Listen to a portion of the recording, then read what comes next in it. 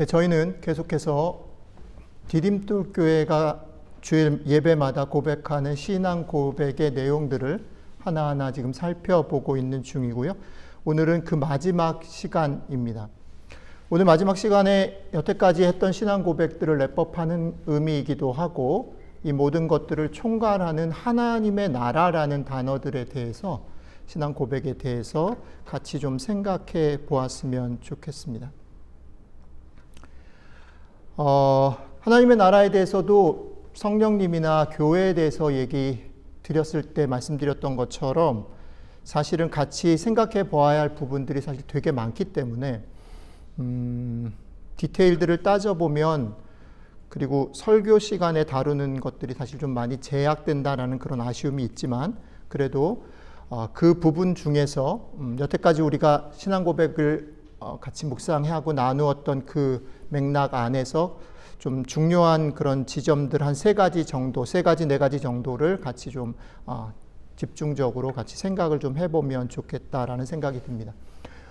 하나님의 나라를 생각할 때 우리가 오늘 나누고 싶은 부분은 뭐냐면, 교회 생활을 하면서 특별히 하나님 나라에 대한 사실은 오해가 좀 있고요. 그 오해는 왜 발생하냐면, 실제로 성경의 많은 이야기들이 우리가 볼 수도 없고 만질 수도 없고 우리가 먼저 깨달을 수 없는 하나님과 그 하나님의 마음을 우리한테 표현한 것이 성경이기 때문에, 그 성경을 우리가 이해한다라고 말할 때 그 성경은 우리가 생각하고 상상하고 깨달을 수 있는 단어나 언어로 쓰여졌단 말이죠. 근데 사실 거기에는 차이가 있을 수밖에 없어요. 그러니까 하나님을 우리가 설명할 때 어떤 분이다라고 설명을 하면 그것을 우리가 가장 익숙한 언어로, 단어로 쓰지만 사실은 그게 완벽하게 하나님을 설명할 수 없는 것이. 그러니까 그런 면에서 보면 특별히 하나님의 나라는 오해의 여지가 참 많이 있고 신비한 그런 부분들이 있기 때문에, 제가 생각할 때 하나님의 나라를 같이 나눈다 할 때 이 오해와 신비한 부분들을 조금 설명을 해드리는 게 도움이 될 것 같다라고 판단을 했습니다. 그래서 몇 가지 오늘 오해가 될 수 있는 지점, 그리고 그것이 갖고 있는 신비한 신앙의 대단히 중요한 부분이 무엇인지에 대해서 같이 좀 나눠보려고 합니다. 첫 번째는, 여러분들 오늘은 소 제목을 좀 주목하시면 좋겠다 생각이 드는데, 첫 번째 제목은 뭐냐면, 첫 번째 주제는 하나님의 나라를 떠올릴 때 우리는 보통 하나님 나라에 간다라고 생각을 많이 한다는 거예요. 천국에 간다라고 생각하는 거예요. 잘 생각해 보십시오. 여러분들이 신앙생활을 하면서 천국에 간다, 죽으면 천국에 가고 예수님이 오시면 우리는 하늘나라로 구원열차를 타고 가고 구름 타고 올라가고 이런 것들을 많이 들어왔단 말입니다. 그렇죠? 그런데 오늘 성경이 얘기하고자 하는 하나님의 나라는 우리가 어디로 가는 게 아니라 우리에게 온다라는 얘기를 좀 하려고 합니다. 첫 번째 주제입니다. 자, 우리가 예배 시간마다, 그리고 새벽 예배 때도 그렇고 중요한 모임이 있을 때마다 모임을 마칠 때 주로 많이 고백하는 기도문이 있죠. 주님이 가르쳐 주신 기도라고 하는 거죠. 그 기도문 속에 이런 게 있죠. 주님의 나라가 어떻게 해요? 임하옵시며.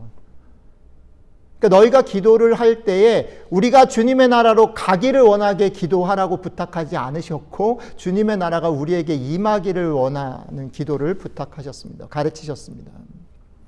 근데 그럼에도 불구하고 왜 우리는 신앙생활 속에서 자꾸 천국이나 하나님의 나라를 생각하면서 언젠가 여기 우리가 살고 있는 여기를 벗어나서 좀 다른 장소적으로, 시간적으로, 아니면 그런 조건적으로 여기와는 뭔가 차별이 있는 다른 곳으로 간다라고 우리는 참 많이 생각해 왔는가라는 겁니다.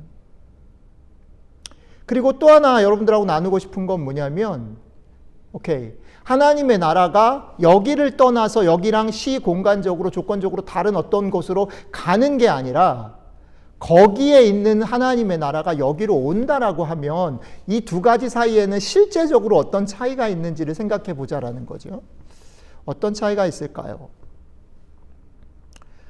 아까 서집사님이 읽어주신 오늘 출애굽기 말씀에 보면 하나님은 분명히 이스라엘을 독수리 날개로 그들을 품어서 애굽에서 해방시키셨다라고 말합니다. 자, 이 그림으로 보면 분명히 어떻게 됩니까?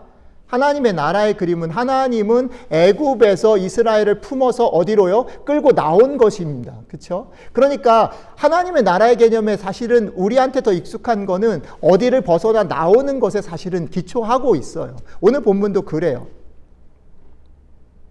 그런 면에서 보면 하나님의 나라가 임하는 게 아니라 가는 거 맞는 것처럼 보이는 거죠.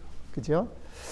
그지만 하나님께서 이스라엘 백성들을 애굽에서 분명히 이렇게 건져내신 건 맞지만 그것으로 끝났다고 하면 우리는 계속해서 우리가 건짐 받는 것, 여기 이 세상이 아니고 어려움과 고통과 우리가 감당할 수 없는 이 부조리한 이 세상이 아닌 시공간과 조건이 다른 저것으로 가기를 소망하며 그것을 꿈꾸며 구원해 달라고 간절히 구하는 태도를 취해야 될 것입니다. 그런데 오늘 얘기가 거기서 끝나지 않는다라는 거예요.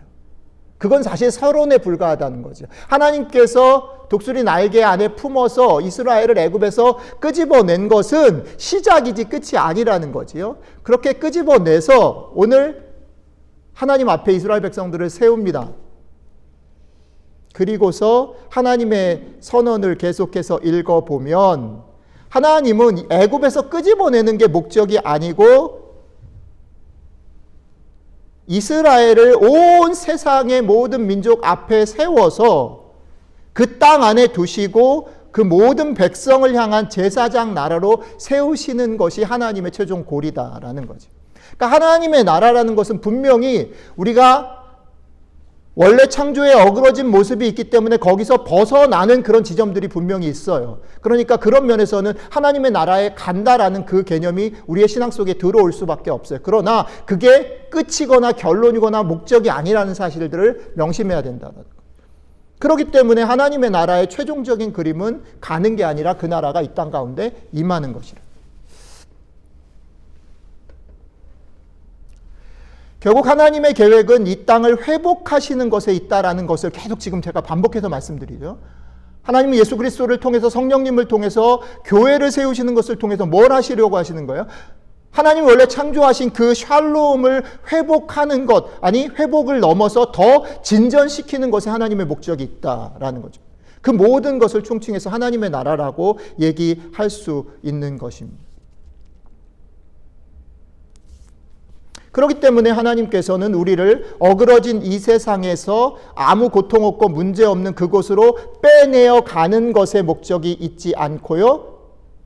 우리가 지난번에 한번 묵상했던 요한복음 17장의 말씀처럼 어떻게 해요? 예수님은 떠나시지만 제자들을 어디? 이 세상 가운데 두시고 심지어는 이 세상 가운데 보내신다라고 얘기하고 있는 것이죠.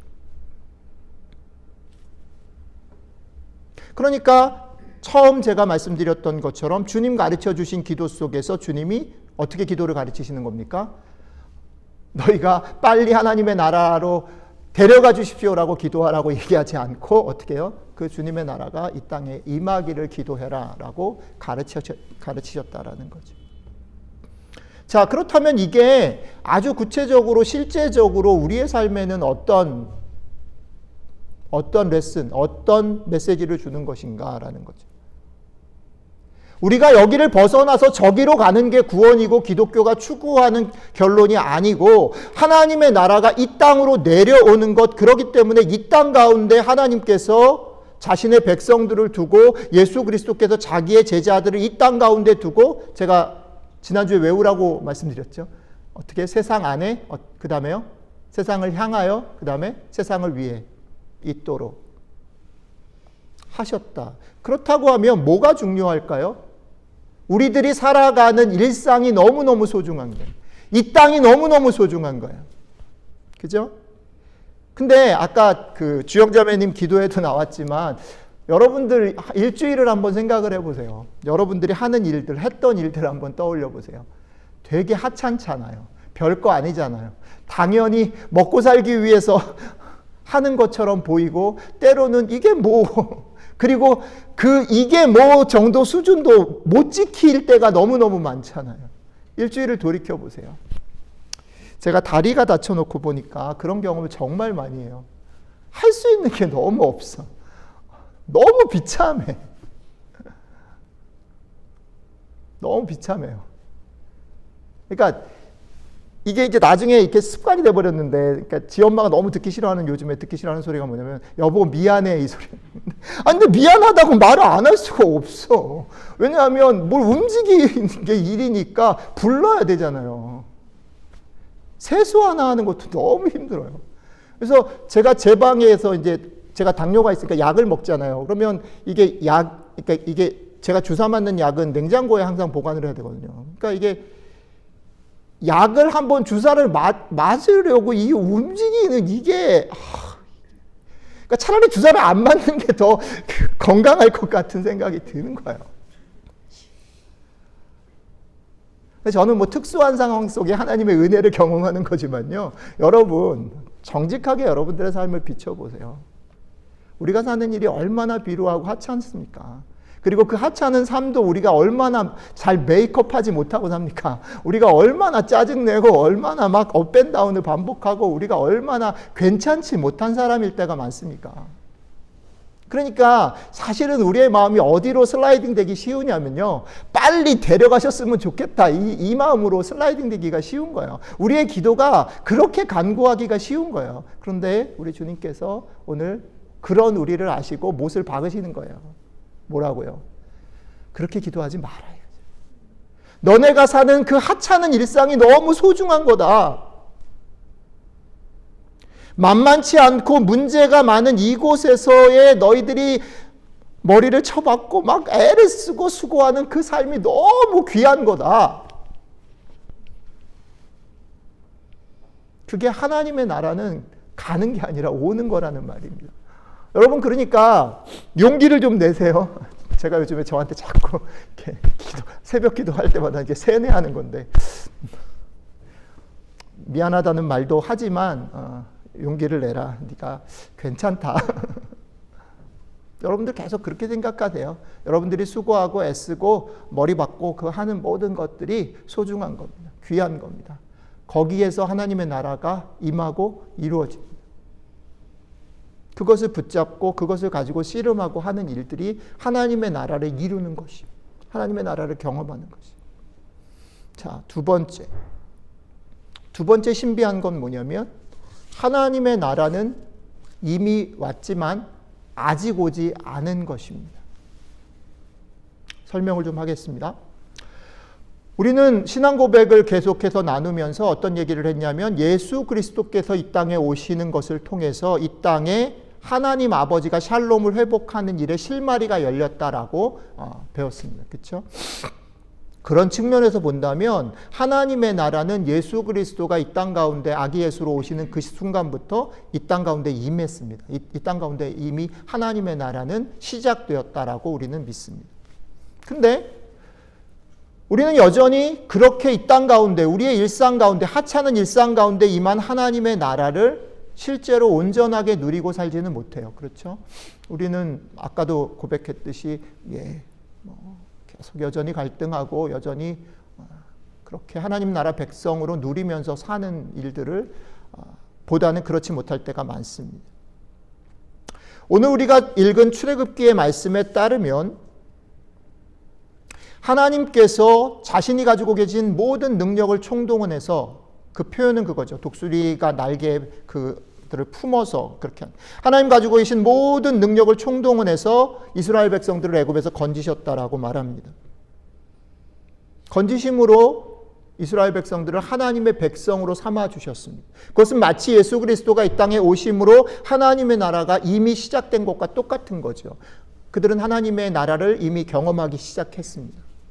근데 그럼에도 불구하고 이스라엘 백성들은 그 하나님의 나라의 백성됨을 충족시키지 못하죠. 수도 없이 많은 실패와 수도 없이 많은 좌절들이 기록되어진 것이 구약의 내용입니다. 자, 그랬기 때문에 누가 오셨어요? 예수님이 오셨죠. 그러니까 이스라엘 백성들을 통해서 사실은 하나님께서 그 구원의, 샬롬의 회복의 실마리들을 보여주셨고 그렇게 이루시려고 했던 것들이 사실은 좀 더 명확하게 예수 그리스도가 이 땅에 오심으로 우리 가운데 더 누릴 수 있게, 구약 때보다 훨씬 더 명확하게 누릴 수 있게 우리에게 주어졌습니다. 그러나 그럼에도 불구하고 여전히 그것은 미완성이죠. 그렇기 때문에 우리는 또 한 가지 무엇을 믿냐면, 저희가 대림절을 보내면서 우리가 고백했던 것처럼 우리는 주님이 다시 오실 것을 기다립니다. 그렇죠? 예수 그리스도가 처음 오셔서 시작된 하나님의 나라, 이미 이 땅 가운데, 우리의 삶 가운데 시작된 하나님의 나라는 예수님께서 다시 오심으로 완성될 것을 우리는 믿습니다. 그래서 주님께서 다시 오실 것에 대해서 초대 그리스도인들은 인사로 기대했습니다. 뭡니까? 마라나타. 아멘 주 예수여 어서 오시옵소서. 왜요? 주님이 오셔야 그것이 완성이 된다라고 그들이 알았기 때문에 주님이 다시 오실 날을 그들은 고대하면서 그렇게 인사하면서 격려하면서 지냈습니다. 자, 거기까지는 여러분들이 이해하실 수 있을 것 같아요. 그런데 이게 그러면 실제로 우리가 이 땅 가운데서 하나님의 나라를 살아간다. 아까 처음에 얘기했던 거, 그죠? 하나님의 나라가 주님이 다시 오시는 걸 기다린다라고 말할 때는 아까 처음에 얘기했던 그 긴장을 다시 떠올릴 수밖에 없어요. 뭐냐면 우리가 일상이 소중하다라고 얘기했음에도 불구하고 일상 가운데 여전히 잘 살아내지 못하는데 예수님이 다시 오셔야 그 문제가 해결된다라는 것들이 생각이 나면 우리가 지금 하고 있는 일상들이 사실은 하찮게 여겨질 수 있는 위험이 있단 말이죠. 여기 긴장이 있어요. 그래서 우리는 또 쉽게 주님이 다시 오심을 기다린다라고 말할 때 기독교 신앙 가운데 재림하실 예수를 기다리는 신앙이 너무 소중하다라고 말할 때 우리는 또 미끄러질 위험이 있어요. 오해할 여지가 있어요. 뭐냐면 이거는 첫 번째랑 똑같이 다시 우리가 여기를 벗어나서 우리는 이제 수고하지 않아도 될 그 날이 예수님으로부터 올 거다라는 기대만 가지고 살아가는. 근데 그런 것 아니고 첫 번째 긴장과 비슷하게 여기에도 한 번 더 고민해 보고 생각해 보아야 할 내용이 있다라는 겁니다. 분명히 예수 그리스도께서 다시 오심으로 우리의 소망이 완전해지는 것은 맞지만 그 완전해질 소망을 기다린다라는 것이 우리가 이미 예수 그리스도가 이 땅 가운데 첫 번째 오심으로 우리 가운데 임한 하나님의 나라, 그리고 우리가 제자로서 예수님을 쫓아가는 삶을 살기로 한 그 사실을 약화시킬 수는 없다라는 거예요. 오히려 다시 오실 주님을 기다리는 소망이라는 것은 여기를 살아가는 이 세상을 살아가는 우리 삶에 있는 많은 위험과 어려움과 또 더 큰 문제는 저는 이거라고 보는데 우리가 그걸 감당할 수 없는 우리의 연약함들에도 불구하고 이미 이 땅에 임한 하나님의 나라라는 것은 취소될 수 없다라는 것을 확실하게 우리에게 보여주는 거라는 거예요. 자, 이 말 되게 중요합니다. 이 부분은 정말 귀담아 듣고 마음을 열어서 잘 들으셔야 됩니다. 우리가 왜 예수님, 다시 오실 예수님을 기다리고 그 예수님이 오심으로 완성될 것을 꿈꾸냐면 이 꿈꾸는 것이 우리의 실제 삶에서 어떤 힘이냐면 왜 이걸 우리에게 주셨냐면 처음 오셔서 맛을 보게 하신 거예요. 처음 오셔서 이게 그런 거야 라고 보여주셨는데 그게 전쟁이 완전히 끝나지 않았기 때문에 우리의 삶 속에서는 여전히 스트러글이 있어요. 이거는 조금 이해하기 쉬울지 어려울지는 모르겠는데 그냥 성경을 연구하는 신학자들이 설명을 가지고 여러분들한테 조금 설명을 하고 넘어가겠습니다. 오스카 쿨만이라는 신학자가 이 얘기를 꺼냈어요. 2차 세계대전이라는 큰 전쟁이 있었습니다. 그런데 2차 세계대전이 일어났을 때 역사는 이렇게 얘기를 합니다. 1945년 8월 15일 날 우리나라는 해방되었다라고 얘기를 하죠. 그런데 전체 세계사 속에서는 1945년 8월 15일은 어떤 날이냐면 일본과 독일과 이태리 대표가 항복문서에 사인한 날입니다. 항복문서에 사인한 날을 V-Day, 그러니까 Victorious Day, 그러니까 승리한 날이다라고 전쟁사는 얘기를 합니다. 그런데 2차 세계대전 전쟁사를 쭉 살펴보면 분명히 1945년 8월 15일이 돼야 모든 것이 끝났음에도 불구하고 전쟁사를 보면 그 날은 언제 시작됐다라고 보통 얘기를 하냐면 노르만디 상륙작전이 완성된 날, 더 이상 그 이후로는 독일, 이태리, 일본이 연합군을 이기지 못했다. 전세는 완전히 뒤집혔다라고 보통 전쟁사가들이 얘기를 합니다. 그런데 그 날을 노르만디 상륙작전이 개시된 날, 작전 개시 날 D-Day라고 얘기를 합니다. 그래서 그 신학자가 오스카 쿨만이라는 신학자가 이 개념을 끌어왔어요. 2차 세계대전이라는 전쟁에서 노르만디 상륙작전이 성공함으로 그 D-Day가 시작되는 그 날로부터 시작해서 전세는 완전히 뒤집혔구나. 그런데 전세가 뒤집혔음에도 불구하고 저기 시베리아 어디 쪽에서 인도차이나 어디에서는 연합군이 지기도 해요. 그리고 심지어는 1945년 8월 15일이 전쟁이 끝났는데도 불구하고 50년, 60년이 지나서 인도차이나 어디에서 일본군이 발견돼요. 그 일본군은 아직 전쟁이 끝났다라는 소식을 들은 적이 없어요. 그래서 아직 자기는 전쟁을 하고 있다라고 생각하고 있다가 거의 굶어 죽을 지경에 이르러서 사람들이 찾아냈어요. 그 사람한테 물어봤어요. 이 사람이 놀라는 거예요. 전쟁이 언제 끝났냐. 전쟁이 끝났다라는 소식을 알지 못하는 이 사람에게 있어서 아직 전쟁은 끝난 게 아니에요. 그러나 이 사람이 그렇게 생각하고 그렇게 경험한다고 해서 전쟁이 안 끝난 것은 역시 아니라는 거지요. 이해하실 수 있나요?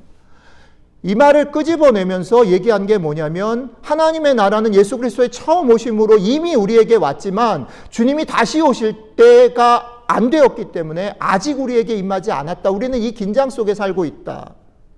그런데 여기서 되게 중요한 게 뭐냐면 이 개념을 설명하는 이유 중에 가장 중요한 이유는 그러니까 긴장 속에 살아라 이게 아니라 너희들이 느끼고 살면서 여러분들이 경험하고 닥치는 많은 문제들에서는 어떨 때는 여러분들이 하나님의 백성 아닌 것처럼 살기도 하고 완전히 실패한 것처럼 살기도 하고 나는 구원받지 못한 것 같은 의심이 들 때가 있을 수 있단 말이에요. 왜요? 완전히 완성되지 않았기 때문에. 그럼에도 불구하고 성경은 무슨 얘기를 하냐면 예수 그리스도로 말미암아 이 땅 가운데 너희들의 삶 가운데 임한 하나님의 나라 때문에 너희들은 실패할 수 있어, 넘어질 수 있어, 좌절할 수 있어, 낙심할 수 있어. 그러나 너희들은 절대 망하지 않아 라고 말하는 거예요.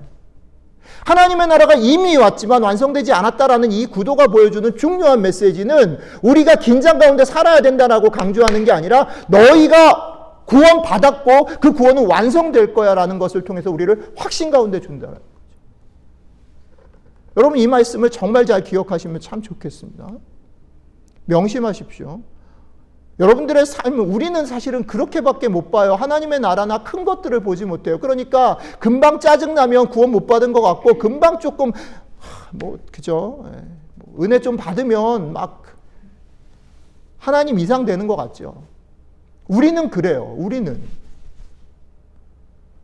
그러니까 너희들이 느끼는 느낌과 상황과 너희들에게 벌어지는 상황들에다가 눈이나 마음을 두지 말고 그런 상황은 그렇게 일어날 수 있고 너희들은 거기서 업앤다운을 반복할 수 있지만 잊지 말아라. 그럼에도 불구하고 너희 망하지 않아.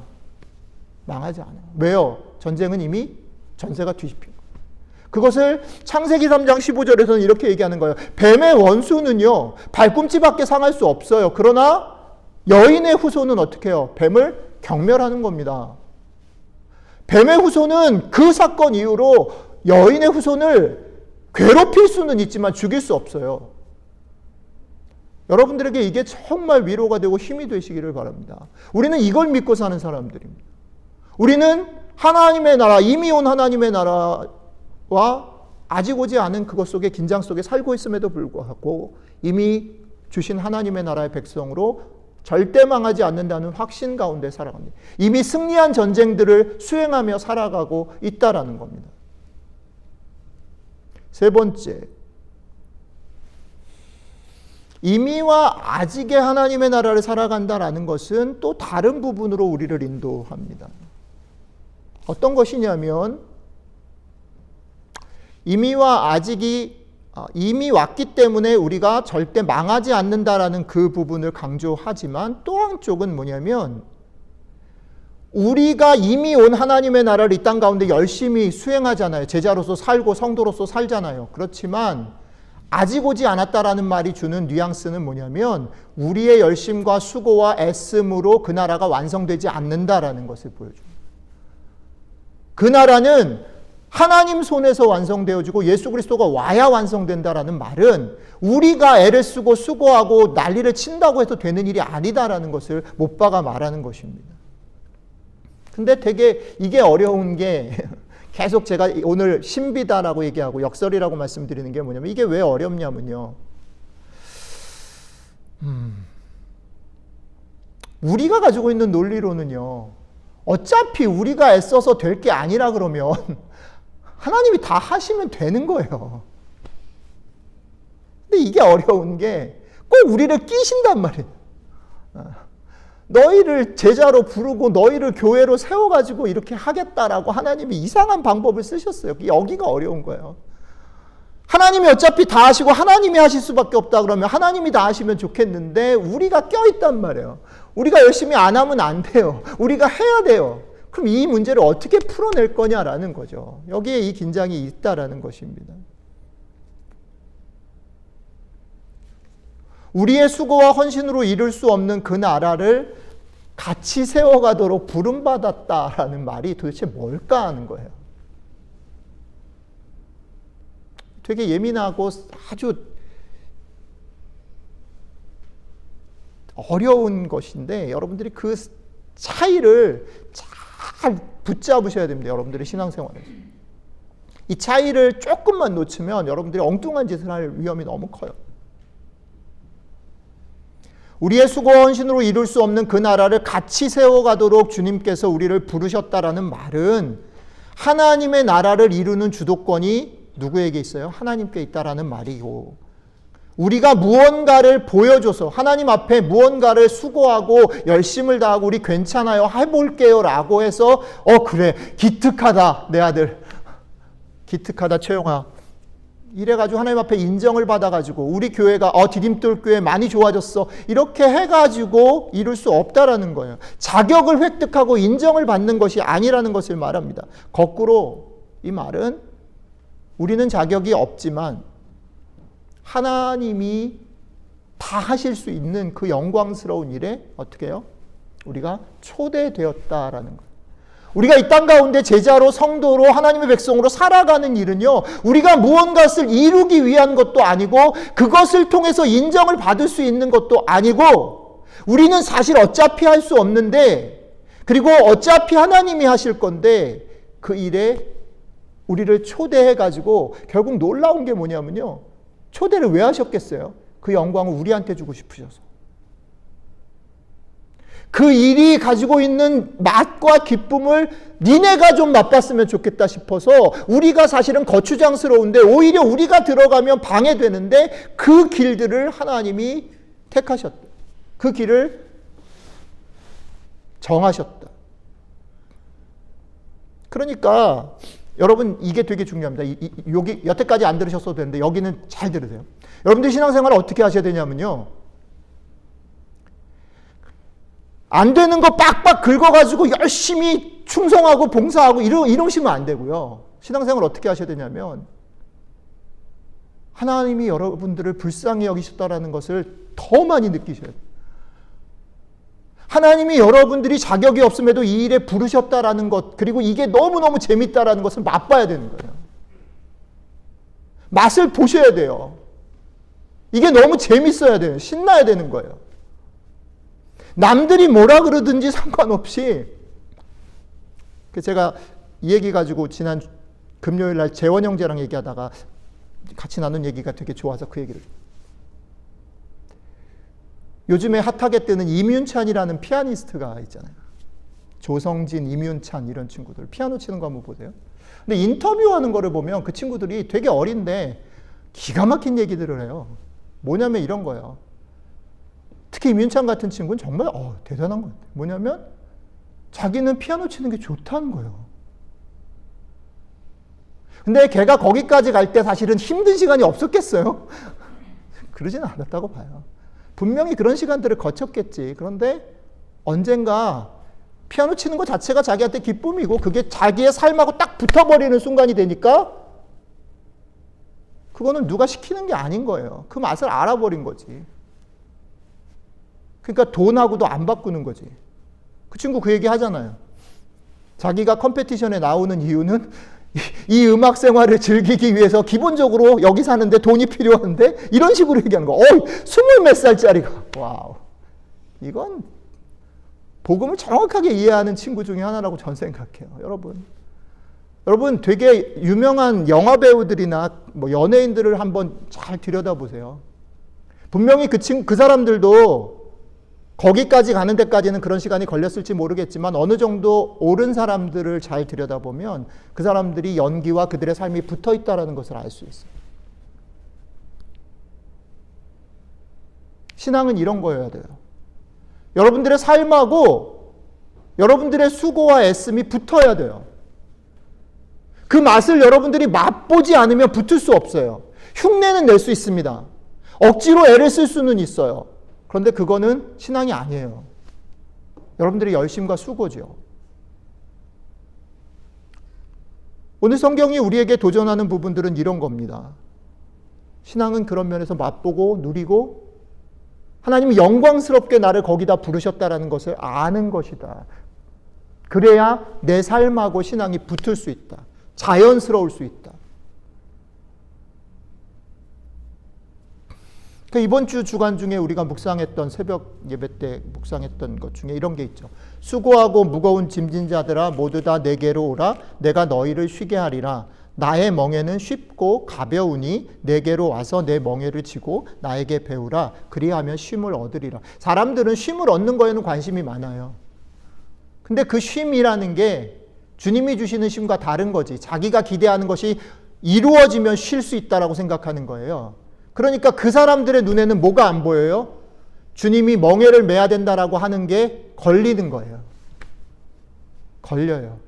그런데 걸리면서 뭘 못 보냐면 그 멍에가 되게 가벼운 거고 멍에를 지우기 위해서 멍에를 지라고 하신 것이 아니라 주님이 다 지고 그냥 어깨 빌려줘, 네 이름 걸어줘 라고 하는 말인지를 절대 깨닫지 못하는 거예요. 그냥 그게 무서워, 그게 두려워, 그게 싫어. 왜? 자기는 이미 목적이 있거든. 자신의 삶에서. 안 보이는 거예요. 그런데요, 놀라운 건 뭐냐면 신앙생활을 하다 보면 어떻게 하다가 그걸 딱 들어갔어요. 이거 쉽네? 그리고 너무 재밌네? 제가 다리 아프고서 하나 경험한 것 중에 하나가 뭐냐면 저도 사실은 이제 목사 아들로 태어났고 목사로서 자랐기 때문에 이렇게 뭐 설교할 수 있는 기회가 주어지는 것, 어떤 공적인 어떤 프로그램을 돌리는 거 이런 거가 되게 뿌듯하잖아요. 그러니까 다리가 아픈데도 불구하고 새벽 기도를 계속 하는 것 자체가 뿌듯하잖아, 그 자체로. 그런데 처음에는 그런 의미로 괜찮은 목사인 것들로 밀고 가고 싶어서 그렇게 했어요. 근데요, 한 달 지금 지나가고 있는데 뭘 느끼냐면요, 이게 내 삶을 지탱하고 있다는 생각들을 해요. 그걸 맛봅니다. 성도들을 위해서 녹화하는 게 아니고 성도들을 위해서 새벽기도 저 4시 반쯤 일어나는데 4시 반부터 뭐 이것저것 다리 쩔뚝쩔뚝 하면서 막 이러는 거가 제 하루의 삶을 지켜준다라는 것을 경험해요. 깜짝 놀랐어요. 안 그랬으면 못 버텼을 것 같아요. 지 엄마한테 미안해서도 삶에 이 초라하고 비루한 것 견디지 못했을 것 같아요. 근데 아침에 그 2시간이 제 24시간을 지켜주더라. 이건 경험이에요. 설명할 수 없어요. 해봐야 알아요. 맛봐야 알아요. 그런데 신앙은 이런 맛보는 것들을 통해서 조금씩 조금씩 내 삶이 물들어가는 거고 그렇게 되는 것이에요. 여러분들의 삶에서 하나님의 나라가 그렇게 물들어가고 맛봐져 알 수 있으면 참 좋겠다 생각이 듭니다. 하나님 나라의 마지막 특징입니다. 이건 제가 너무너무 좋아하는, 그리고 정말 설명하고 싶은. 우리는 분명히 하나님의 나라의 백성이 될 때, 예수 그리스도의 제자가 될 때, 구원받을 때요, 우리 아버지 때문에, 우리 집안이 뭐 교회를 다니기 때문에, 우리 할머니가 나를 위해서 기도해서 이렇지 않아요, 여러분. 그리고 여러분들이 아무리 선행을 많이 했고 하나님 앞에 열심을 다했고 뭐 신비한 경험을 했기 때문에 구원받은 게 아니에요. 우리는 구원받을 때 하나님 앞에, 예수 그리스도 앞에 개인적으로 섭니다. 철저하게 개인적으로 서요. 여러분들이 그 예수를 만나고 경험하고 그것에 대해서 반응하고 결단하고 개인적으로 반응해요. 그런데 놀라운 건 성경에 어디도 내가 예수 그리스도를 주님으로, 예수님을 나의 구세주로, 하나님을 나의 아버지로 고백하는 그 순간 놀라운 일이 발생하는데 성경의 어느 구절도 내가 그것을 고백하는 그 순간 나는 더 이상 개인이 아니에요. 인디비주얼하지 않아요. 나는 항상 지체고 항상 나는 어디의 멤버고 하나님 나라의 백성이지 복수지 단수인 적이 한 번도 없어요. 이게 신비예요. 분명히 우리의 조건이나 형편이나 우리가 그의 나라의 백성 되는 일들을 다른 것들이 보장해 주지 않지만 우리는 개인적으로 하나님 앞에 서지만 그래서 그것들을 깨닫고 결단하지만 그럼에도 불구하고 우리는 그 결단에 참여할 때, 그 고백에 참여할 때 우리는 절대 홀로 있을 수 없어요. 우리는 몸의 지체고 하나님 나라의 백성이며 같이 지어져가는 집이다라고 성경은 말합니다. 그래서 저는 꽤 오랜 시간 동안 이 문제 가지고 되게 씨름을 많이 했어요. 신앙생활을 하다 보면요. 여러분들은 아니신지 모르겠지만 저는 교회 생활하는 게 너무 힘들었던 게 뭐냐면 교회 생활을 하면서 말 안 듣는 애들이 너무 많은 거예요. 분명히 교회를 다니는데 왜 쟤는 저렇게 행동하지 싶은 애들이 너무 많아요. 전 어렸을 때 그래가지고 제가 아기 때부터 목사 된다라고 생각했기 때문에 교회에서 제가 뭘 하고 싶었냐면 성가대 지휘를 하고 싶었어요. 왜 그러냐면 성가대 지휘는 악보가 있으니까 틀렸다 맞았다를 명확하게 얘기할 수 있잖아요. 무슨 말인지 아시죠? 테너 거기 틀렸어요. 왜 악보대로 안 하시니까. 이렇게 말할 수 있어요. 근데 목사는 어렵더라고요. 그렇게 안 돼요. 교회 안에 너 틀렸어요 말하 그러면 나가거나 뭐가 틀렸어요 이러고 덤비는 거예요. 너무 힘들었어요. 그래서 언젠가 제가 하나님하고 그렇게 생각했어요. 하나님, 왜 이렇게 같이 저 사람들이랑 같이 신앙생활을 해야 되죠? 이건 너무 비효율적인데요. 나는 하나님 앞에서 기도하고 말씀 읽고 하나님하고 깊게 교제하는 시간들을 많이 쓰고 그거 가지고 잘 성숙한 신앙이 되고 싶고 하나님의 나라를 세우고 싶은데 쟤들 때문에 너무 힘들어요. 라는 고백을 되게 많이 했어요. 여러분들 그런 생각 안 되세요?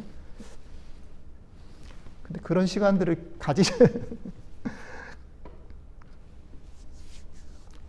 같이 걸어가는 일은 대단히 비효율적이에요, 여러분. 그죠? 같이 걸어가는 일. 근데 성경은 그걸 양보를 안 하는 거죠. 그걸 언제 깨닫게 됐냐면 아빠가 되고 깨달았고요. 디딤돌교회 목사 되고 나서 깨달았어요. 아, 그게 신앙이 아니구나. 그게 하나님의 방법이 아니구나. 왜 같이 가야 되냐면 쟤랑 나랑 떨어질 수 없고 이 사람하고 나하고 다 붙어 있구나. 하나님은 나를 그냥 혼자 부르셔서 혼자 끌고 안 가시는구나. 같이 엮여 있구나. 내가 이만큼 가는 거가 절대 도움이 안 되는구나. 늦어도 같이 가야 되고 기다려줘야 되고.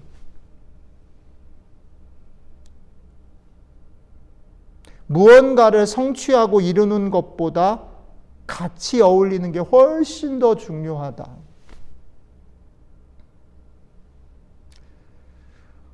이거는 제가 사실은 기회 될 때마다 말씀을 나눴던 거니까 여러분들한테 반복하고 싶진 않지만 이거 정말로 중요합니다. 교회는 이런 곳이어야 됩니다.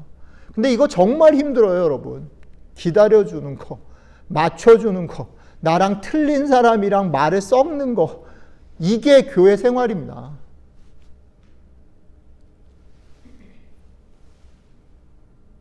근데 최근에 하나님이 저한테 위로를 주시고 이번 주 중에 하나님이 주신 위로가 또 있어요. 같이 간다는 게 뭐가 좋은 거냐라는 거에서 이번 주간 중에 묵상 나눴던 부분 중에 히브리서 12장을 같이 생각을 하다가 이 말씀을 읽었어요. 이러므로 우리에게 구름같이 둘러싼 허다한 증인들이 있으니 모든 무거운 것과 얽매이기 쉬운 죄를 벗어버리고 인내로서 우리 앞에 당한 경주로라며 믿음의 주여 또 온전하게 하시는 이인 예수를 바라보자. 내가 저 자신이 신앙생활을 좀 잘한다 싶을 때, 내 삶이 괜찮다 싶을 때는 이쪽 사이드를 보라고 주님이 되게 오랫동안 얘기하셨다.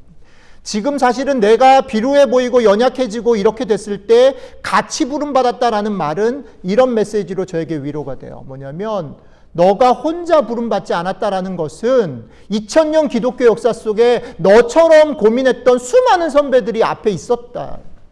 그 구름같이 어다한 증인들이 지금 네 앞에서 너를 응원하고 있다. 너 홀로 지금 외롭고 힘든 싸움을 싸우는 게 아니다. 하나님의 나라는 네가 애를 끌고 너 혼자 가는 게 아니다. 같이 가는 사람들이 있다. 심지어는 그 같이 가는 사람들의 가장 절정과 선두에 누가 있냐? 예수 그리스도가 있다. 예수 그리스도께서 이미 자신의 몸을 찢어서 그 길에 먼저 서셨다. 그러니까 너는 혼자가 아니다라는 거죠. 오늘 말씀 정리를 하면서 이제 한 가지만 같이 실천하고 마무리했으면 좋겠습니다. 옆에 있는 분들을 좀 보십시오. 뭐 부부도 좋고, 뭐 옆에 있는 분들을 보십시오. 자녀도 좋고, 뭐 앞뒤도 좋고, 예. 고맙습니다 한번 하십시오. 옆에 계셔주셔서 고맙습니다 한번 하십시오. 예. 예. 정말 고마워. 진심으로 고마워하세요. 그리고 제발 부탁합니다. 이건 저도 참 힘든 일인데 제발 좀 믿어주세요. 당신의 남편을 믿어주세요. 당신의 와이프를 믿어주세요. 근데 그게 그 사람을 믿어주는 게 아니라 그 사람 속에 있는 하나님 믿어주는 거거든요. 믿어주세요. 할 수 있어요. 하나님이 그 사람을 그렇게 세우셨거든요. 안 믿기죠. 안 믿겨요. 안 믿기는데 믿어주셔야 돼요. 그리고 또 한 가지, 제발 좀 칭찬을.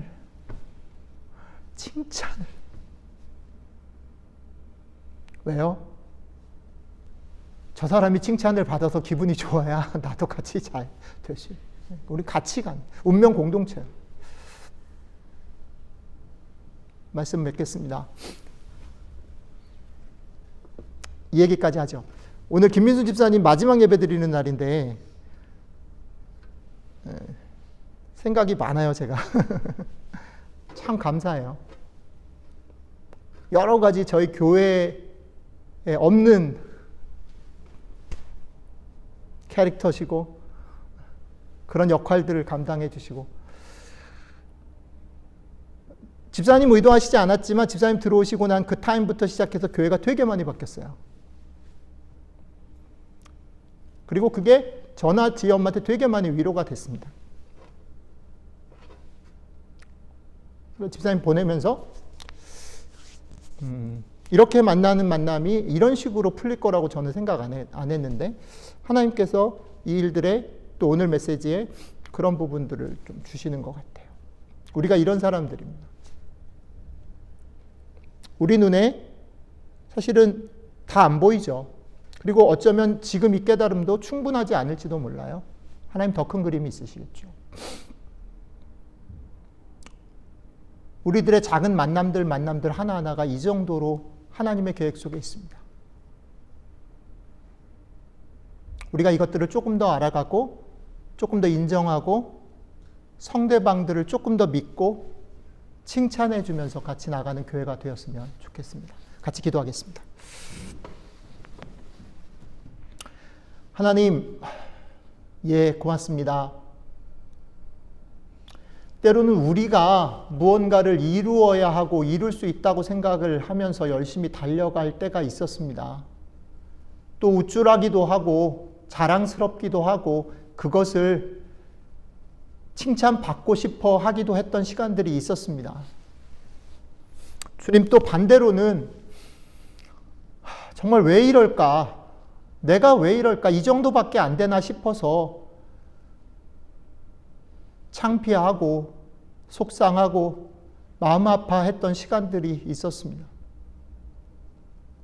주님, 그런 우리에게 오늘 너희가 하나님의 나라의 백성이고 그 하나님의 나라가 이미 이 땅 가운데 왔고 그 일은 너희들이 잘하든 못하든 상관없이 내 손에 의해서 완성될 거야. 그러니까 포기하지 말고, 그러니까 지치지 말고 꿋꿋이 살아주면 좋겠어. 억지로 애를 써서 하지 말고 이 기쁨의 맛을 좀 맛보면서 혼자 가지 말고 같이 믿어주고 기다려주고 칭찬해주고 같이 세우고 걸어갈 수 있으면 좋겠어 말씀해 주셔서 감사합니다. 주님, 디딤돌교회 성도들이 지난 7주 동안 우리가 돌아본 말씀들 붙잡고 디딤돌교회를 같이 세워나갈 수 있도록 함께 해주시기를 원합니다. 각각의 삶의 자리가 다르고 삶의 고백과 상황이 다르겠지만 주님, 우리가 조금씩 서로를 이해하고 받아들이고 같이 어깨를 걸고 힘을 모아서 주님이 주시는 이 말씀 붙잡고 이 은혜 붙잡고 서로 격려하고 칭찬하고 용기 내며 주님 다시 오실 날을 꿈꾸며 이 땅 가운데 하나님의 나라를 이루어갈 수 있도록 붙잡아 주시면 좋겠습니다. 감사드리며 우리 주 예수 그리스도의 이름으로 기도드렸습니다. 아멘.